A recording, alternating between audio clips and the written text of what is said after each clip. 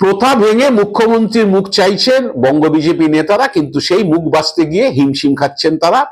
তাই বিষয়টি কেন্দ্রীয় নেতৃত্বের উপরই তারা ছেড়ে দিয়েছেন বলে বিজেপি সূত্রে জানা গিয়েছে। বিজেপি সূত্রে খবর যে এই মুখ্যমন্ত্রীর মুখ বাঁচার ক্ষেত্রে আরএসএস এর কতগুলো শর্ত রয়েছে, কারণ সংঘ পরিবার চাইছে যে দলবদলু কোন নেতাকে যাতে মুখ্যমন্ত্রী মুখ করা না হয়, এবং তিনি শুধু আরএসএস ঘনিষ্ঠ হবেন এমন নন, তিনি আরএসএস এর দীর্ঘদিন প্রচারকের কাজ করেছেন, এমন মুখকেই হচ্ছে মুখ্যমন্ত্রী মুখ করতে হবে। তো এক্ষেত্রে সবচেয়ে বড় সমস্যা হয়েছে শুভেন্দু অধিকারীর ক্ষেত্রে, কারণ শুভেন্দু অধিকারী দলবদ্ধ এবং তাকে নারদ স্ট্রিং অপারেশনে টাকা নিতে দেখা গিয়েছে, এবং সিবিআই সেই মামলাতে হচ্ছে শুভেন্দুর নামে এফআইআর করেছে। তাই শুভেন্দুর এই মুখ্যমন্ত্রী মুখ হয়ে ওঠার ক্ষেত্রে এই সমস্যা রয়েছে সংঘ পরিবারের তরফ থেকে। তাই এই যাত্রায় বোধহয় তার আর মুখ্যমন্ত্রীর মুখ হয়ে ওঠা উঠলো না। তো এখন দেখা যাক যে শেষ পর্যন্ত বিজেপির কেন্দ্রীয় নেতৃত্ব কি সিদ্ধান্ত নেন।